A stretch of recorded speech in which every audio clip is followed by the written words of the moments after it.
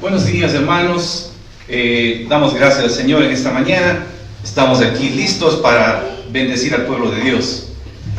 Bien, entonces, qué bueno, hemos tenido un trayecto bastante largo, pero hoy llegamos al final de estos mensajes que tienen que ver con los llamados a vencer.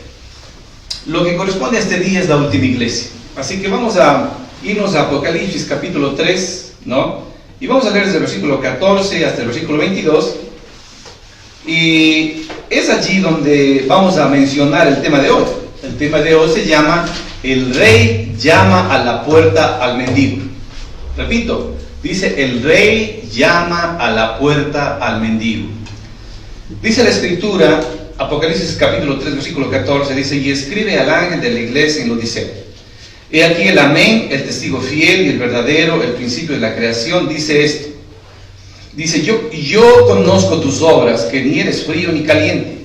Ojalá fueses frío o caliente, pero por cuanto eres tibio y no frío ni caliente, te vomitaré de mi boca. Porque tú dices: yo soy rico y me he enriquecido, y de ninguna cosa tengo necesidad, y no sabes que tú eres un desventurado, miserable, pobre, ciego y desnudo.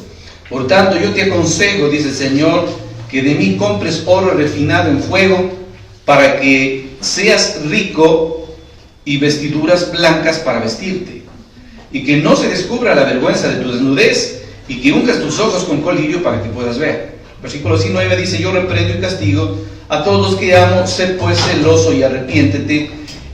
Y aquí viene un versículo importante, dice: aquí yo estoy a la puerta y llamo, si alguno oye mi voz y abre la puerta, entraré a él, cenaré con él y él conmigo.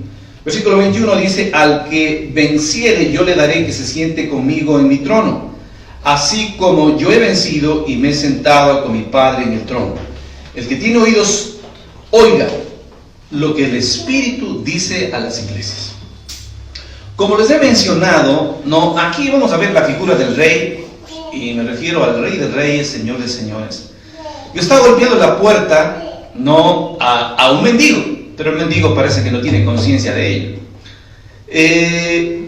Una cosa quiero enfatizar es que es muy difícil para nosotros tener un juzgamiento o trazar un juicio correcto con respecto a los demás.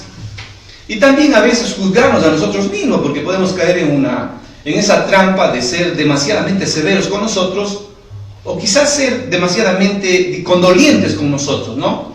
Pero el verdadero juzgar solamente viene de Dios. Él sabe, y como dice aquí la Escritura, ¿quién mejor Él para juzgar a la iglesia, para saber en qué condición estamos? Por lo tanto, quizás este es el tiempo para que tú, que estás escuchando esta prédica, te des cuenta en esta mañana de que en realidad solo Dios puede juzgar la condición en la cual te encuentras.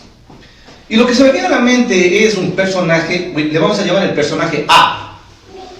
El personaje A entró en mi consulta, un hombre muy distinguido, cristiano. Entró un poco molesto, cabizbajo, nervioso. No sabía cómo él realmente iniciar la conversación. Tomó asiento y yo simplemente le dije: ¿en qué le puedo servir? Él me dijo: mire, estoy bien molesto en mi corazón, estoy muy dolido, porque mi esposa me enca con el hecho de que me dice que yo soy adúltero y que soy un mujeriego. Entonces parece ser que este hombre estaba dispuesto a defender su causa. No, la esposa ya le había acusado de muchas veces de infidelidad, pero lamentablemente él no reconocía. Entonces él estaba dispuesto a enfrentarse a mí, ¿no?, frente a frente, y defender su causa. Entonces, después de contarme la historia, me dice: y usted, dice, si ella me acusa de que yo soy un adúltero y un mujeriego, ¿qué piensa usted como psicólogo?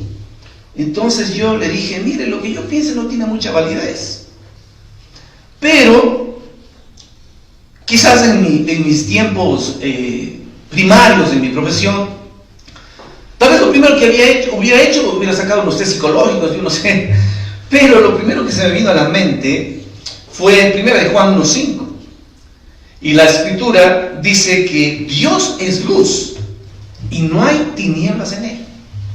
Entonces, si nosotros tenemos un corazón aún en tinieblas, un corazón aún ciego, es difícil que nos juzguemos y nos demos cuenta de nuestra condición. Algunos se ofenden. Alguna vez estuve en una congregación Y un pastor dijo, levanten la mano los que son adúlteros. Y yo levanté la mano y la gente me quedó viendo y dice, este loco, ¿qué le pasa? Pero si en realidad miramos nuestro corazón, para el Señor basta que miremos a los ojos de una mujer en un sentido morboso, ya es eso adulterio. Así que por naturaleza somos adúlteros. Este hombre quería defender su condición, pero cuando él llegue a la luz de Dios, no, vamos a ir un ratito allá, creo que vale la pena. Miren lo que dice Primera de Juan. No. A ver, dice así. Dice en el versículo, voy a leer desde el 3, dice, este es el mensaje que hemos oído de él. Y os anunciamos, Dios es luz y no hay tinieblas en él. ¿Qué tinieblas podrían haber en Dios? Si vamos a Dios, somos expuestos tal cual como somos. Miren lo que dice el versículo 8. Si decimos que no tenemos pecado, nos engañamos a nosotros mismos y la verdad no está en nosotros. ¿Se dan cuenta de eso? Somos pecadores. ¿Qué podríamos nosotros ponernos un manto de santidad delante de Dios si Dios en su luz nos descubre tal cual como somos? Lo único que, para terminar, le dije a este señor, le dije, mire, lo único que yo le puedo recomendar, mi querido hermano, es que usted puede ofrecerle simplemente la técnica del espejo. Entonces él se quedó un poco abismado y me dijo, ¿y qué es eso, la técnica del espejo? Dije, mire, usted es creyente. ¿Qué va a pasar si usted busca una intimidad más profunda con Dios y se expone a las Sagradas Escrituras? Lo único que usted va a descubrir es que es pecador. Así que no me pregunte a mí su condición. Vaya delante de Dios, deje que las Escrituras le muestren su condición y las cosas van a cambiar en su vida. Entonces a veces nosotros nos sentimos ofendidos porque la gente nos critica, nos juzga y nos acusa de algo. Pero hay cosas que son sumamente difíciles de superar. El tema de hoy dice, el rey llama a la puerta al mendigo. Este mendigo de la Odisea es un mendigo orgulloso. ¿Y saben una cosa? El orgullo es el pecado más difícil de vencer. Porque por naturaleza, todos, sin excepción de ninguno, somos orgullosos. Basta estar en el fuego de la prueba para que se vea nuestro orgullo. Basta que nos presionen y saldrá el orgullo. No importa si es niño, si es joven, si es grande, no importa si es adulto, no importa si es un anciano, no importa si es indígena, no importa si es un coreano, no importa si es un norteamericano, todos tenemos el orgullo.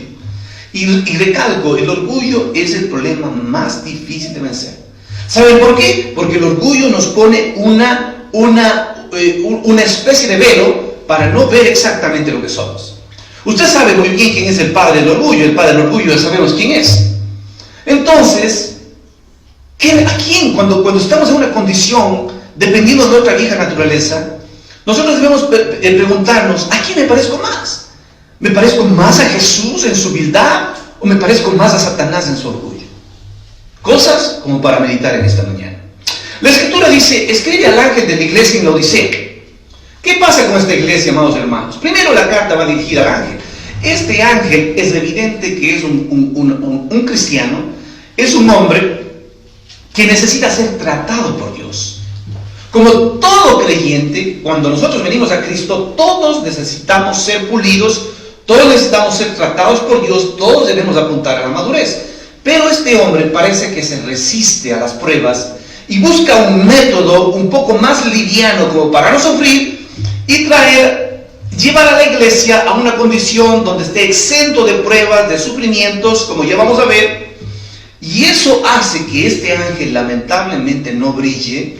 Y si no brilla este ángel, como dice Daniel 12, que les compartí en otras prédicas, no será un hombre sabio, no es un hombre sabio, ni tampoco es un hombre, digamos, entendido y que tiene la capacidad de enseñar o exponer la doctrina de Dios. No digo enseñar, digo exponer, porque muchas veces al enseñar la doctrina debemos exponer esa doctrina con nuestro vivir. Esta iglesia está ubicada en la Odisea. La Odisea es una palabra que significa el juicio del pueblo, ¿no? O también se puede decir la opinión del pueblo. Una especie de democracia que había allí en la iglesia, pero no una teocracia. Así que lamentablemente el Señor Jesucristo no estaba allí y estaba afuera, como vamos a ver más adelante. Entonces, mis amados hermanos, ¿quién mejor para juzgar la condición que se encontraba esta iglesia? Miren cómo se presenta el Señor. Dice la Escritura, escribe al ángel de la iglesia en la Odisea: he aquí el amén, el testigo fiel, el verdadero y el principio de la creación de Dios dice esto. Miren, tres cosas. Número uno, dice que él es el amén. La palabra amén aquí es un nombre propio. O sea, él no es que él dice amén, sino él mismo se llama, el Señor Jesucristo se llama amén.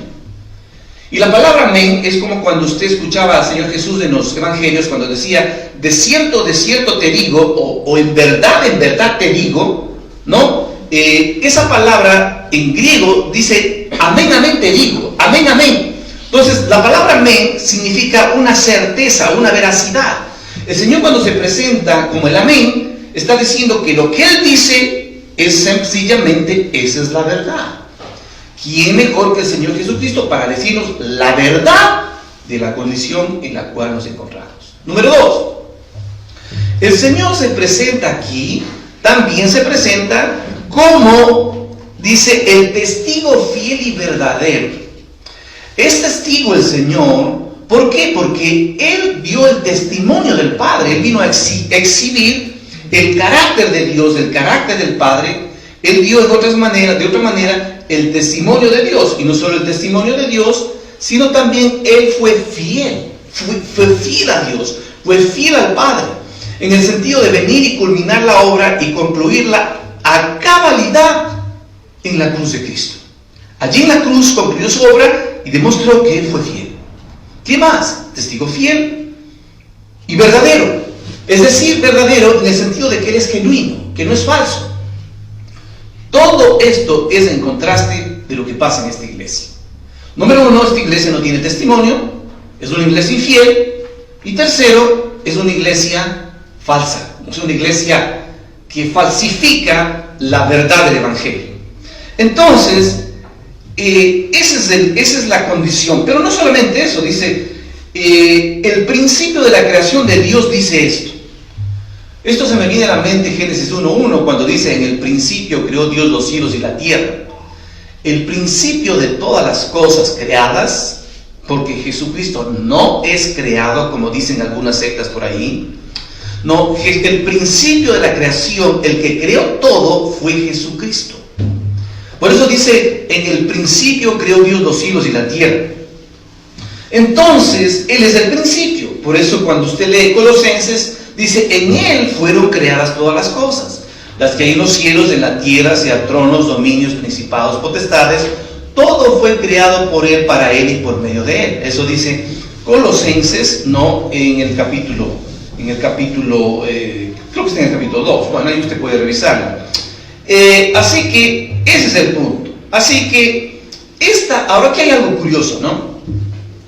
En esta ciudad, ¿no? Ciudad fundada por Antíoco II fundó la ciudad de la Odisea y le puso de nombre a la ciudad el nombre de la esposa.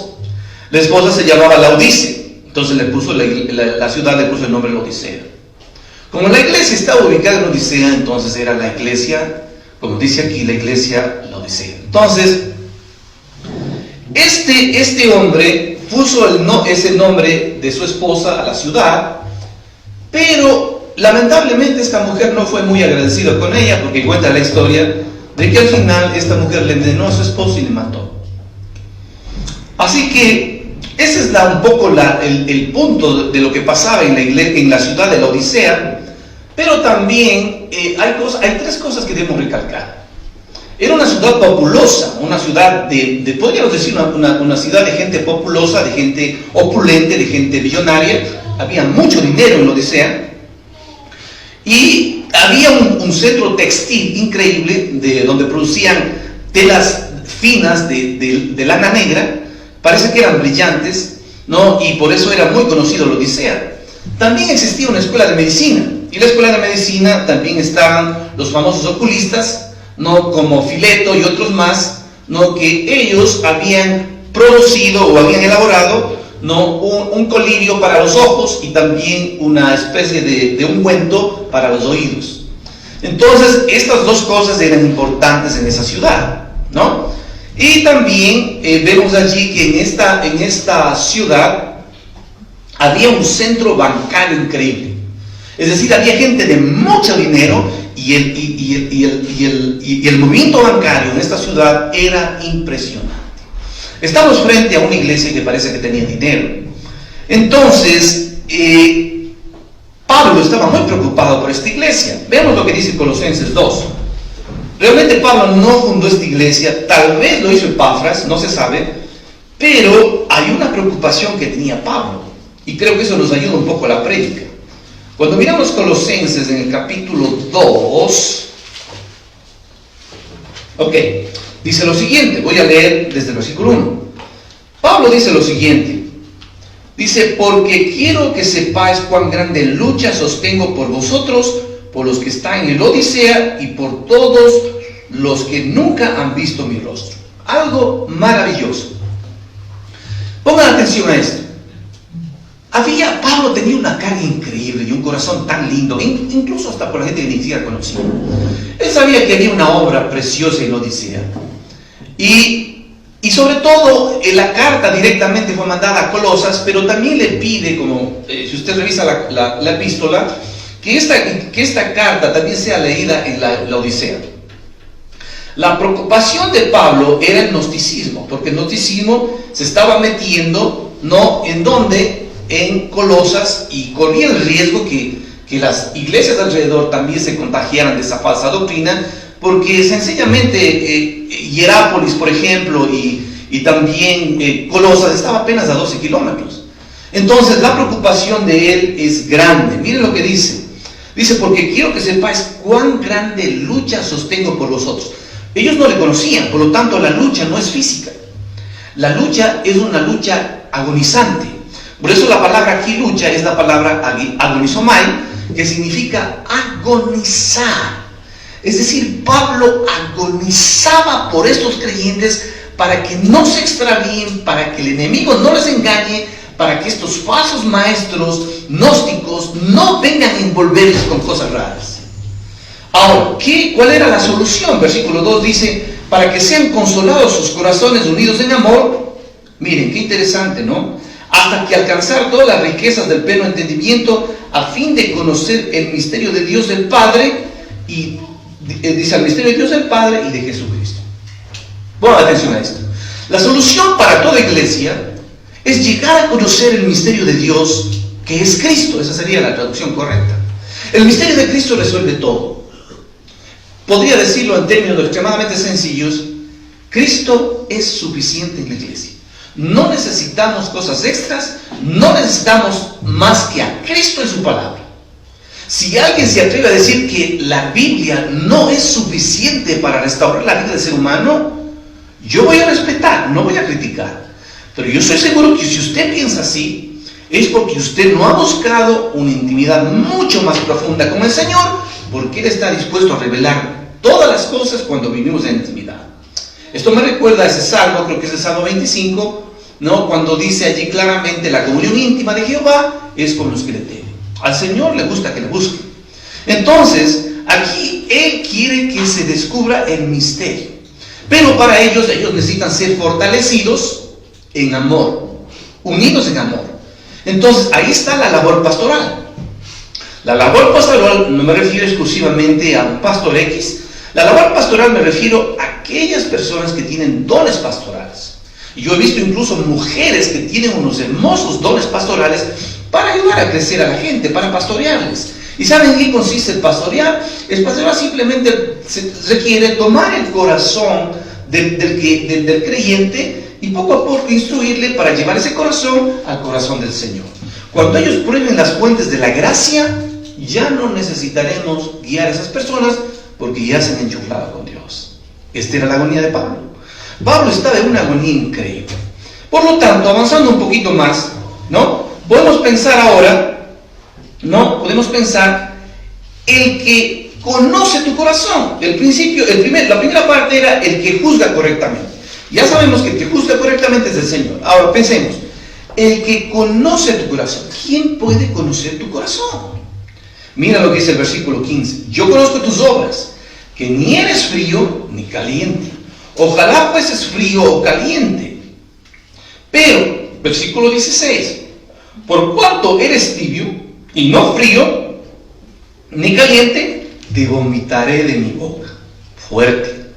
Fuerte, pero también muchas veces mal entendido este versículo. Miren, debo explicar qué es lo que pasaba exactamente en esta ciudad. La Odisea era una ciudad opulenta, populosa, muy linda, mucho dinero, pero los habitantes constantemente reclamaban que no había agua fresca, agua natural para beber. ¿Por qué razón? Porque por una razón sencilla, la Odisea no tenía aguas naturales. Entonces lo que la Odisea hacía era jalar el agua a través de tuberías, que venían más o menos a una distancia de 12 kilómetros, donde estaban las aguas de manantiales frescos que venían de las montañas hacia Colosas y avanzaban. Pero por el otro lado venían también las aguas termales, ya no de Colosas, sino de Hierápolis. Entonces habían ahí dos cosas: unas aguas exquisitas para bañarse, porque usted sabe, lo realmente me encantan las aguas termales. Entonces había unas aguas termales hermosas que venían para bañarse de Hierápolis. No hay cosa más hermosa que eso. Por otro lado, unas aguas refrescantes, riquísimas, exquisitas para beber. Pero parece ser que estas aguas se mezclaban y venían por la tubería. Entonces, obviamente, el agua al mezclarse traía un agua tibia. Lo grave no era eso, lo grave no era lo tibio del agua. Lo grave era que por las tuberías, las cañerías, posiblemente sucias o viejas, venían, digamos, suciedades, venían sedimentos, venían, como dirían a nivel, un poco criollamente, venían natas, ¿no? O sea, cuando el agua está tan sucia, y a lo mejor eran aguas de baño o lo que sea, son aguas sucias. Imagínense tomar esa agua, obviamente que causaba náuseas. Pues. Cualquiera que toma esa agua, lo primero que hace es escupir. Entonces, ese es el sentido del pasaje. ¿Qué es lo que está diciendo el pasaje?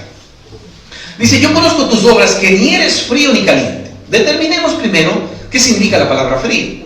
La palabra frío aquí no se refiere a algo helado o algo que está congelado. En el griego significa sencillamente algo fresco o refrescante. Quedémonos con la palabra fresco. Así dice W.E. White. Dice que lo frío se refiere a algo fresco. Y cuando habla de algo caliente, está hablando de algo hirviendo, algo ferviente.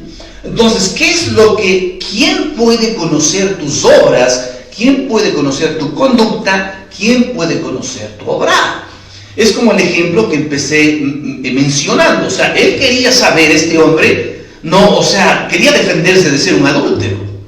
Pero ¿quién más para conocer con esos ojos de llama de fuego del Señor, con ese conocimiento omnisciente para saber la condición de la vieja naturaleza de todos?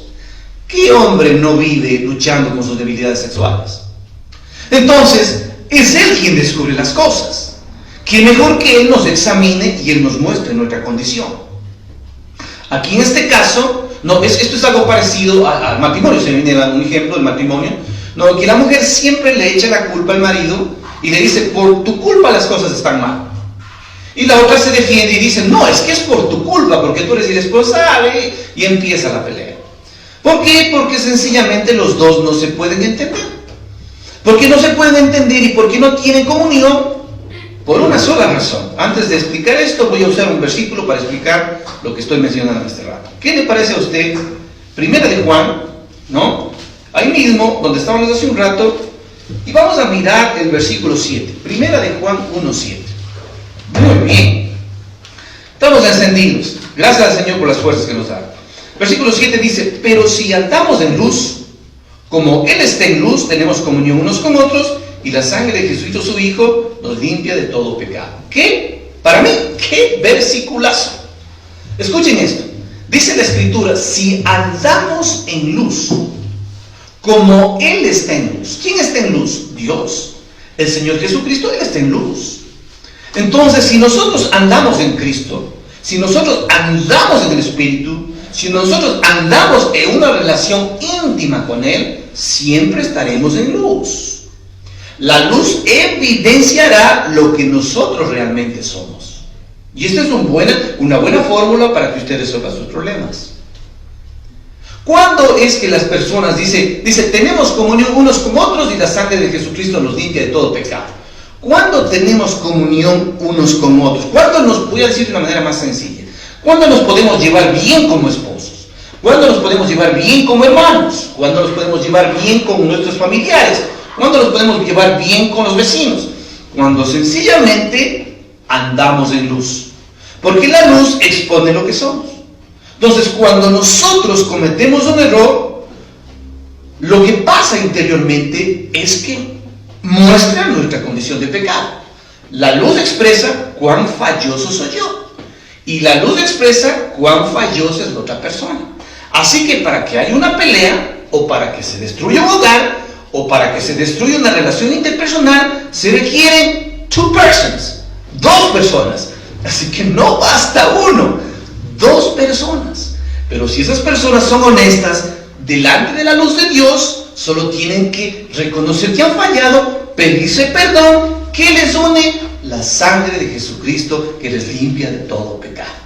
¿Qué eficacia de la sangre de Jesucristo para limpiarnos y para volver a la comunión una vez que reconocemos nuestras debilidades? ¿Qué tal? Espero que esto les sirva. Muy bien. Entonces, dice aquí, yo conozco tus obras. ¿Quién mejor para saber nuestro obrar? Que ni eres frío ni caliente. Pues dice, ojalá pues fuese frío o caliente, pero por cuanto eres tibio y no frío ni caliente, te vomitaré de mi boca. ¿Qué pasaba aquí? Lamentablemente, la iglesia de la Odisea era una iglesia que parece ser que ellos se buscaron una forma de mantener a los visitantes o a los congregados, ¿no? O poner una especie de evangelio cómodo para ellos, a fin de que ellos no se vayan de la iglesia. Y ahí está el error cuando nosotros dejamos entrar todo el río cultural a la iglesia. Y no es que yo quiera criticar, pero lamentablemente eso no funciona. Entonces todas las costumbres, culturas y cosas que supuestamente nosotros estamos acostumbrados a celebrar en la iglesia, y que el no sé qué, y que el día de no sé qué, y que el día del otro, y que no sé cuánto. Entonces todas esas cosas entretienen a la gente y a la gente le gusta. Entonces la gente se mantiene y claro, la iglesia va bien, pues. Buena ofrenda, prosperidad, buen edificio, lugares elegantes, buenas sillas, buenos pisos, buenas alfombras, yo qué sé. Entonces la iglesia dice, wow, qué próspero que estamos. La Odisea decía, qué ricos que somos. Pero a la luz del Señor, las cosas no eran así. Por eso Él es quien juzga correctamente las cosas. Entonces, la tibieza de ellos, ¿no?, era sencillamente una actitud de estos creyentes que ni valían para refrescar a los que venían sedientos, y por otro lado tampoco tenían lo ferviente, el ardor. ¿Para qué? Para que se bañen los que llegan. Es decir, para que se laven, para que sean santificados, para que se les empuje a la santificación, o dicho de una manera más sencilla, para que se les empuje a madurar. Toda madurez implica limpieza. ¿Qué les encantaba a los de Hierápolis? ¿O qué les encantaba a los de Colosas? A los de Hierápolis les encantaban las aguas termales, para un buen baño. Pero para la iglesia de Colosas le encantaba un agua refrescante para beber. Ese es el problema con la iglesia. La iglesia no cubre. ¿Qué había pasado entonces con estos? ¿Qué pasa? ¿Por qué nosotros llegamos a una condición así? Ya vamos a ver esto un poquito más adelante. Entonces dice la Escritura, porque tú dices, aquí está el problema, y aquí hay dos palabras que casi les iba a poner como tema, pero no les encontré, digamos, la fórmula, pero es importante enfatizar esto. Versículo 17, ¿no?, hasta el versículo, sí, solo en el versículo 17 vamos a encontrar dos frases que usted nunca se va a olvidar. La una dice, tú dices, y la otra dice, tú eres.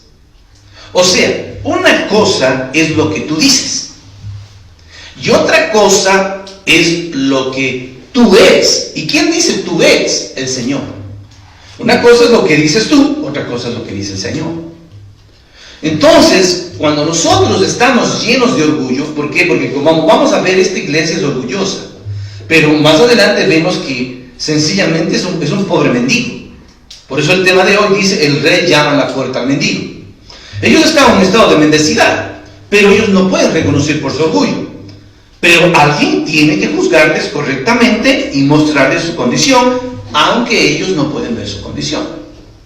El Señor dice, tú dices, yo soy rico, me he enriquecido, de ninguna cosa tengo necesidad. Imagínense eso, ¿se dan cuenta? Ellos están diciendo dos cosas. Ellos dice, yo soy rico, me he enriquecido y de ninguna cosa tengo necesidad. ¿A qué suena eso? ¿No huele eso a orgullo?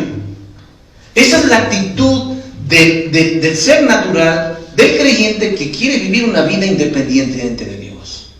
Y mucho cuidado con esto. Les voy a explicar algo importante. Posiblemente aquí puede haber un sentido material. Bueno, quizás está en una iglesia rica, había dinero, había posiciones, pero yo pienso también en cuanto a la doctrina. Aquí nos juega sucio un poco nuestro yo, nuestra vieja naturaleza. ¿Saben por qué? Porque cuando nosotros somos creyentes, hay muchas veces, se corre el riesgo de que a veces cuando nosotros recién empezamos la vida cristiana y no somos bien encaminados por alguien que sabe conducirnos hacia el corazón de Dios, como decía hace pocos minutos, nos corremos el riesgo de caer en algo muy grave. ¿Y saben qué es? Es que empezamos a escuchar prédicas, empezamos a escuchar enseñanzas, empezamos a leer libros de revelación, empezamos a ir posiblemente incluso a seminarios o a encontrar tremendas informaciones en el internet, y eso, en vez de ayudarnos a madurar, nos empieza a inflar. Nos infla al punto de decir, no, pues ahora yo conozco de la palabra y yo ahora tengo luz, ahora tengo revelación. Cuando la luz, como decía algún pastor o algún misionero, alguna vez la escuché, la luz que tú piensas que es la luz de Dios podría ser un camión que viene con las luces encendidas y te pisa. Entonces, mis amados hermanos, ese es el problema. Pero cuando nosotros escuchamos, escuchen esto, escuchamos un mensaje, aprendemos algo en la iglesia, en libros, porque todo eso es un seminario es muy importante. La información buena en internet también es importante. Pero cuando esa información la llevamos a la presencia de Dios y a través de esa intimidad con el Señor y el Espíritu Santo, Él nos enseña esa escritura, ahí es donde caemos en humildad. Y de seguro ahí el Señor nos muestra nuestra condición y nuestra madurez espiritual empieza a prosperar. Mientras tanto, tendremos un diagnóstico equivocado, como la Odisea, que dice que es rica y no tiene necesidad de nada. Pero tú eres, aquí viene el juzgamiento del Señor. ¿Qué es esta iglesia? Dice, tú eres desventurado, miserable, pobre, ciega, desnuda. ¡Qué tremendo! La palabra desventurada quiere decir sin ventura. Sin ventura significa sin bendición. O sea que ellos estaban diciendo, nosotros somos bien bendecidos. Y esa palabra, esa frase lo he escuchado en muchas iglesias y a muchos creyentes fuera de ellas. Dice, nosotros estamos pero bien bendecidos porque tenemos prosperidad, tenemos dinero, tenemos varios autos, tenemos éxito, viajes, ofrendas, hemos visto la mano de Dios increíblemente. Pero saben que no está mal recibir bendiciones de Dios materiales.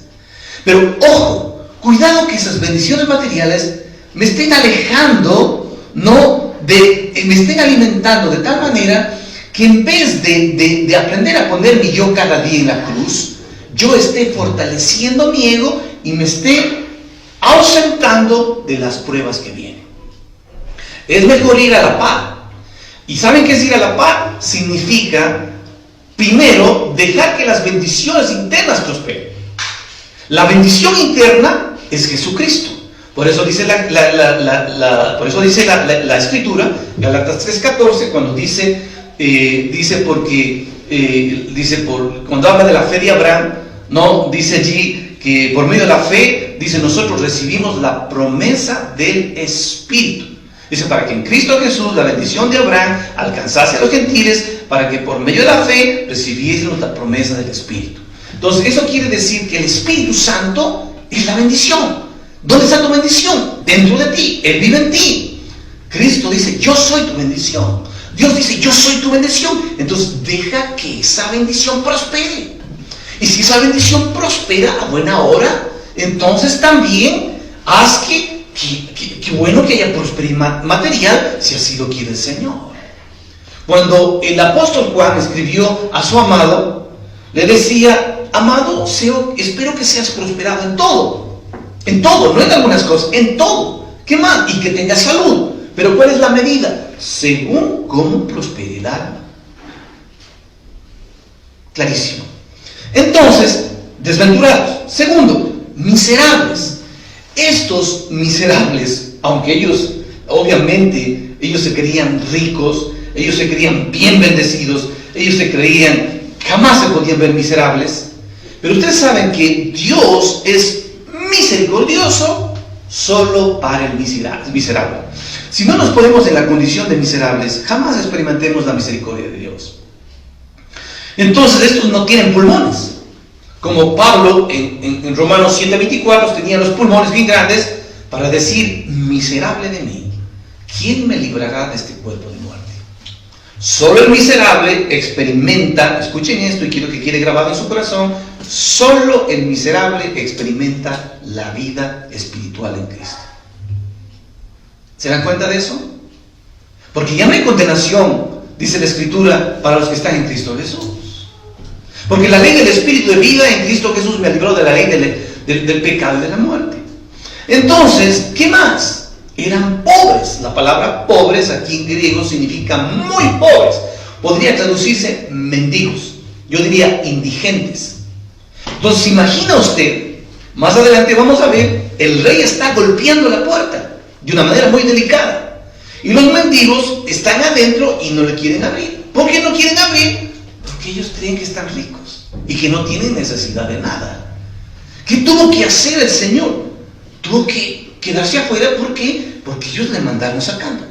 Ya vamos a analizar eso un poquito más adelante. Entonces, aparte de eso, amados hermanos, eran ciegos, es decir, no podían ver su condición interior.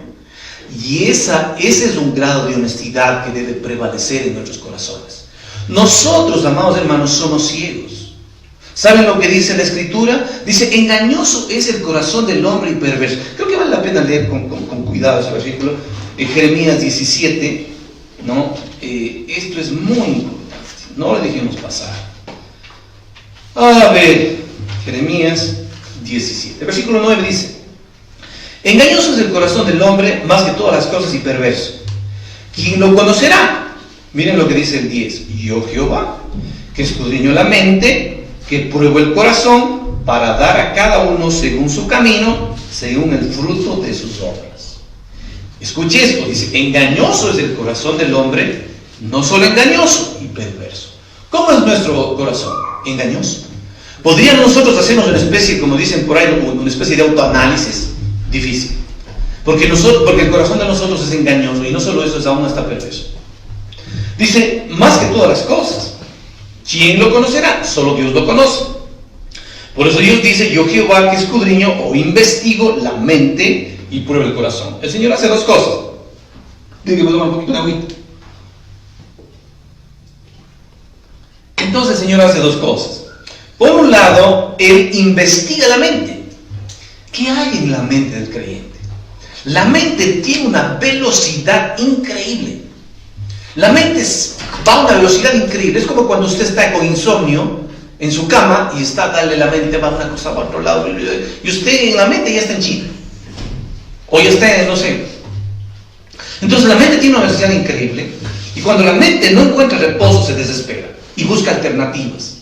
Y muchas de las alternativas es que cuando no encontramos la paz en Dios, vamos en pos de nuestros ídolos. Y los ídolos no son esfinges o yo qué sé, estatuas como en la antigüedad, sino el ser humano por naturaleza tiene una tendencia a depender. Y cuando nosotros dependemos de algo, ya estamos entrando en el valle de la idolatría. Basta mirar la madre que depende de su hijo, no puede vivir sin él. Basta mirar la esposa que cree que no puede vivir sin el marido. Basta mirar el hijo que cree que no puede vivir sin su hermano mayor. Basta mirar, yo qué sé, o sea, las dependencias son una forma de idolatría. Si yo dependo de alguien, estoy dando mi vida a la otra persona y la otra persona puede hacer lo que le da la gana conmigo. Entonces, eso es una especie de idolatría. ¿Por qué? Porque la mente no descansa. Entonces, ¿qué hace? La mente puede darse cuenta que estamos en una situación así. O si yo le preguntara a María, y le diría a María, ¿tú crees que estás dependiendo de tu marido? Y decía, no, ¿qué pasa? Tiene su trabajo, ella hace sus cosas, va por aquí, va por allá. Pero yo no dependo de ella. Pero, ¿qué pasa cuando él está intentando dejarle? A lo mejor él tiene una depresión y piensa que se va a morir. Entonces, mire lo que hace el Señor. La mente no se da cuenta de lo que está pasando, pero lo que hace el Señor no solamente investiga la mente. El Señor dice aquí, prueba el corazón.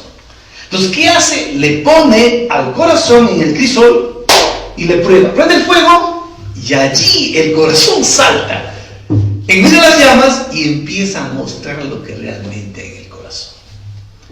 Es como aquella mujer que decía, yo jamás podría ser infiel a mi marido. Y criticaba a otra persona, a otra mujer que había sido infiel.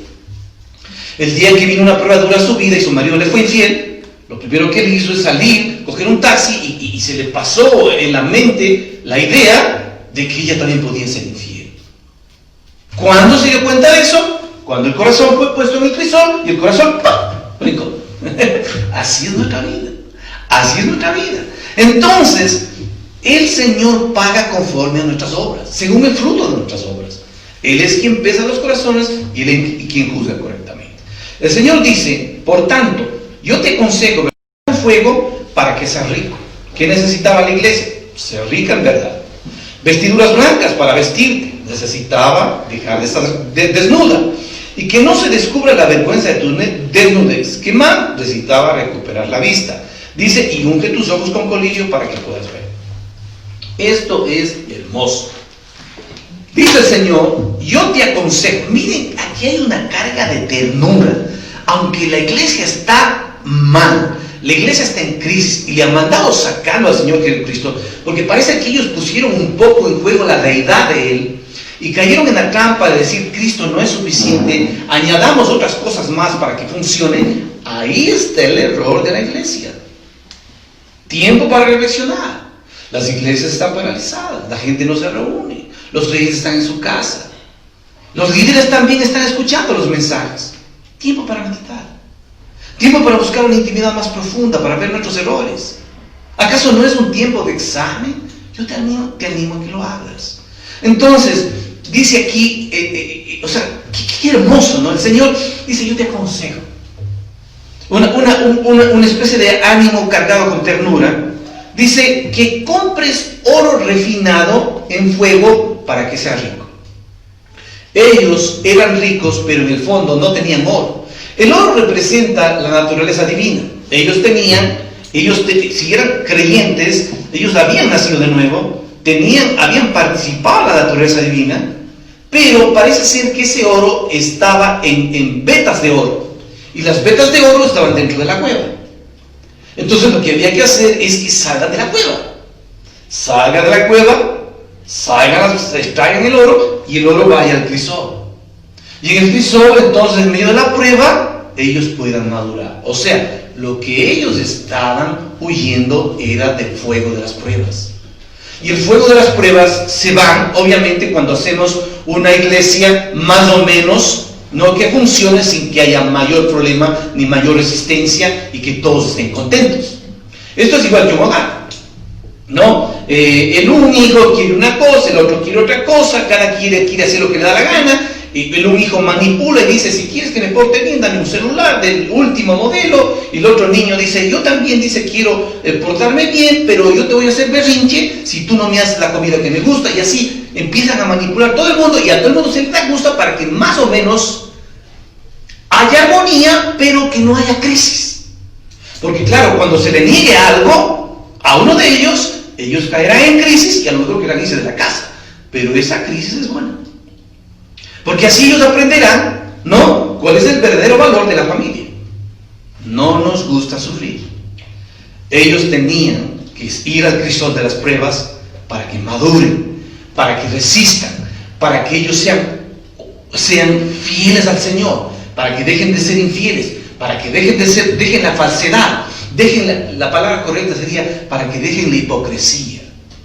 Porque la hipocresía es como dice uno de los evangelios, cuando dice, cuídense de la doctrina de los fariseos, que es la hipocresía.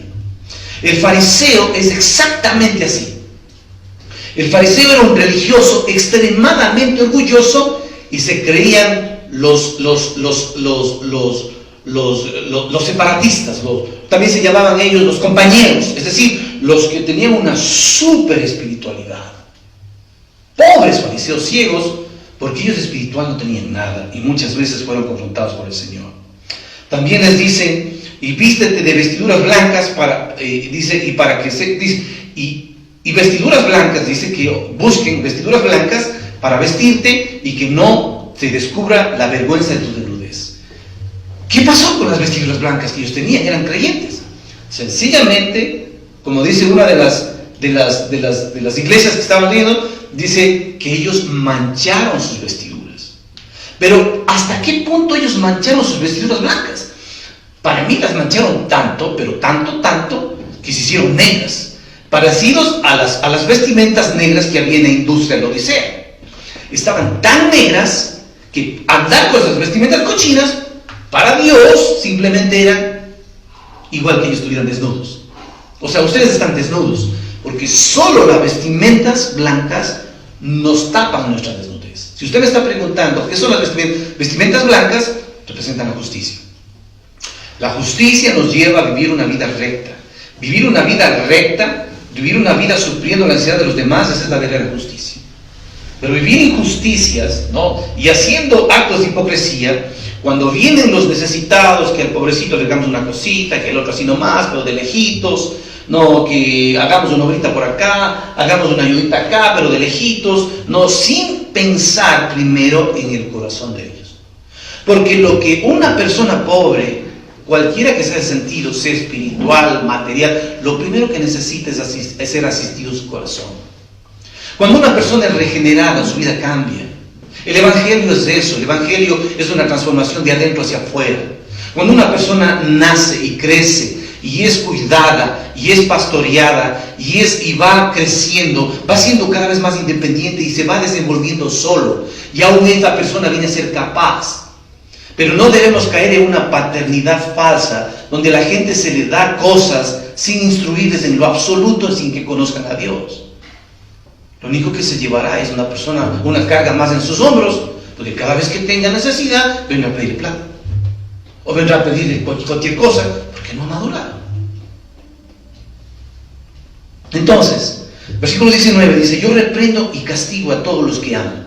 Esto es tremendo. Dice, pues sé celoso y arrepiente. Aquí hay algo interesante. ¿A qué nos obliga el amor? Porque miren lo que está diciendo aquí el Señor. El Señor dice, yo reprendo y castigo. ¿A quiénes? A los que aman. Esto quiere decir que estos son creyentes. Entonces hay algo que está ligado al amor. Si usted se jacta de amar a alguien que está bajo su cuidado, su tutela, ese amor tiene que ir acompañado con dos cosas: reprensión y castigo. Reprensión significa convencerle a alguien de su pecado, lo cual se requiere mucha madurez y sabiduría y tino y cuidado para convencer a la persona de su pecado. Por eso es que Dios aquí es sabio. Les dice, mira, esta es tu condición. Aquí está, esa es la reprensión. Te convenzco de pecado y luego te castigo. ¿Qué es castigo? Luego te disciplino. ¿Hasta qué punto te disciplino? Te disciplino, aquí hay algo interesante. La palabra te amo no es ágape, sino es fileo. Es decir, aquí habla de un amor afectuoso, tierno, que le va a disciplinar solo lo necesario para que no vuelva a hacer lo que estaba haciendo, para que no se vuelva para atrás. Esa es la disciplina. La disciplina no debe ir más allá de lo que la persona necesita, porque la disciplina no es para destruir a nadie, sino es para instruirle, corregirle, reprenderle, castigarle, hasta que esta persona no vuelva a caer en lo mismo. Eso es lo que el Señor hace con esta iglesia. Por fin llegamos al versículo 20, dice: he aquí yo estoy a la puerta y llamo, si alguno oye mi voz y abre la puerta, entraré a él, comeré, cenaré con él y él conmigo. ¿Qué pasó con el Señor? El Señor está fuera de la puerta de la iglesia. Como dice el tema de hoy, el rey llama a la puerta. ¿Y quiénes están dentro de la iglesia? Los mendigos, pero ellos dicen ser ricos. Entonces, el Señor está tan bien posicionado. La palabra griega dice: aquí estoy en pie. O sea, es como quien dice: aún te sigo golpeando la puerta, aún golpeo, y ni siquiera está queriendo tumbar la puerta, no, él delicadamente está golpeando. A ver si alguien le oye, a ver si se levanta un varón de Dios para decir: ok, yo he escuchado tu palabra, estamos mal, y por lo tanto yo quiero tomar las riendas para que, no importa el precio que me cueste, para poder restaurar la iglesia en la condición que se encuentre. Entonces el Señor golpea y dice: ¿habrá algún valiente? Dios espera que se levante ese valiente. Y más adelante dice que ese valiente va a vencer. Entonces, dice la Escritura: yo estoy llamando a la puerta. Si alguno oye mi voz y abre la puerta, yo entraré a él, cenaré con él y él conmigo. Sencillamente está hablando de intimidad.